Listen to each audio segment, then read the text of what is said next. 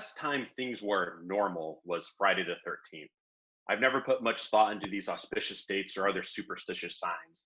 I normally fear black cats because I'm allergic, but this Friday the 13th was actually strange. A global pandemic was hitting close, and I was sent home to work for the foreseeable future. Leaving the office, I stopped to get supplies. I fought my way through the grocery store, buying what I could, but not forgetting a bottle of scotch. It's funny to think now that I only thought I needed one. So began a new phase of life filled with furniture rearrangements, meal planning, and video chat with friends. Everything seemed to be changing by the hour until suddenly the entire state was shut down. And just as that novelty started to wear out that first week, I turned on my Nintendo Switch to see that the pre-order of Animal Crossing was downloaded and ready to play. If you aren't familiar, the whole point of the game is that there really isn't a point. You settle on an island, forge wood, pick fruit, build a house, and craft items to fill it. I started my new life with excitement. Walking around, I caught butterflies, took pictures. Friends flew in to visit me on the island. When I would get done playing, hours and hours and hours would pass, and I forgot for a moment the situation we were all in. This was going to be a great escape from everything that was going on. The next night was a Saturday, and I went out for a walk around downtown where I live. This was the first weekend where everything was closed, and how empty could it really be? Well, at 10 p.m., it felt like 4 a.m. Bars and restaurants blended in with their neighbors who were previously up and vacant before the executive order. Everything we had once interacted with turned into a landscape, visible but untouchable. I walk these sidewalks every day for the last few years, normally seeing people carrying on with their lives and enjoying each other's company. But that night, there was no one. After about 30 minutes, I took my headphones out, realizing I needed to be aware of my surroundings.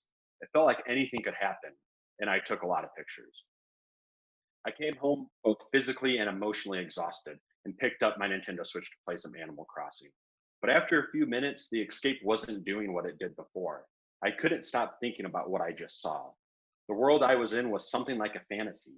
It looked like my neighborhood, but it wasn't my neighborhood. It didn't feel real, but it also felt more real than anything. One of my personal guiding principles as a photographer is to capture the world in a way people have never seen before. And all of this was clearly something we had never seen before. A lot of photography also deals with symbols, photographing something that other people, even halfway around the world, can see and relate to. Images that I took would have been almost meaningless a couple weeks ago, but now summarize a distinct moment in our lives. So I put my Nintendo Switch down on the charger. I wasn't feeling that fantasy land any longer. I didn't want, years and years in the future, my potential grandchildren to ask me what I did during the great COVID pandemic of 2020. I couldn't even show them because we didn't have a USB-C cable to charge up the gaming console. And clearly there's a lot happening just outside of my door. I decided I would spend, a lot of my free time, documenting and kind of seeing how the world changed all around us through photography. Days and weeks started flowing together. While so much was changing, a lot of things remained the same. Stay home, stay 6 feet apart, wash your hands. The empty streets remained empty, but my mind continued to fill and become crowded with thoughts. When stores began opening and offering more curbside pickup, things became a little bit more lively. The only thing that really changed was the natural world. Spring was upon us. A time that was normally filled with baseball games and Oberon truly became a natural spring.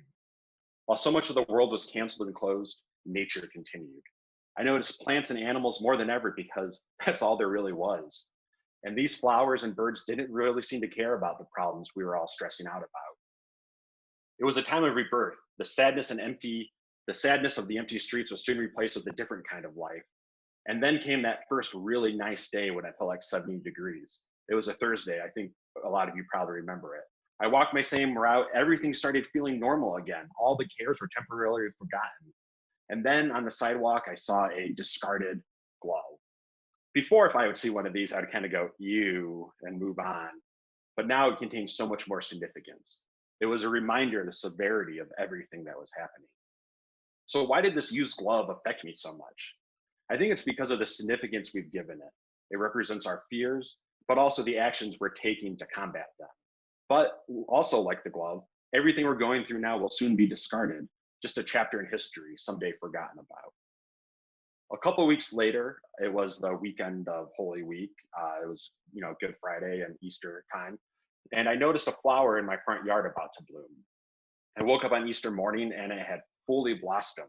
Although I had kind of anticipated this, it filled me with more delight than I could imagine. I went for a walk around downtown again, and it was warm, and the trees were blooming, and the flowers are out. And again, things started to feel like normal again. But when I returned home about an hour later, the flower was gone. It was torn from its stem and laying at the trunk of a different tree. At first, I thought maybe it was just a cruel passerby who just grabbed it and threw it. But then I realized it was probably one of the squirrels or bunnies that frolics and runs around my front yard. The flower was gone so quickly after it appeared, but its memory and what it represented stayed with me, and it kind of still stays with me now. I know this is incredibly small in comparison to everything that is going on in the world right now, for sure. But sometimes these tiny things can be more easy to grapple with, especially during such difficult times. And just like that flower, a game like Animal Crossing is something we can grapple with. It can become a symbol, something we give meaning, and in turn gives us meaning. And while so much has changed in the world around us, a lot of the world is still the same. We've just been too busy to notice it when we're zooming off to our appointments or gatherings. I mean, we're zooming now, but different kind of zoom. But even the beauty of spring, as we know it, could someday be gone with all the changes that are slowly happening in our climate. We need to appreciate them while we still can. As we've seen, life and our way of life can be gone suddenly. There's symbols everywhere. We need to be open and receive them and be ready to give them meaning.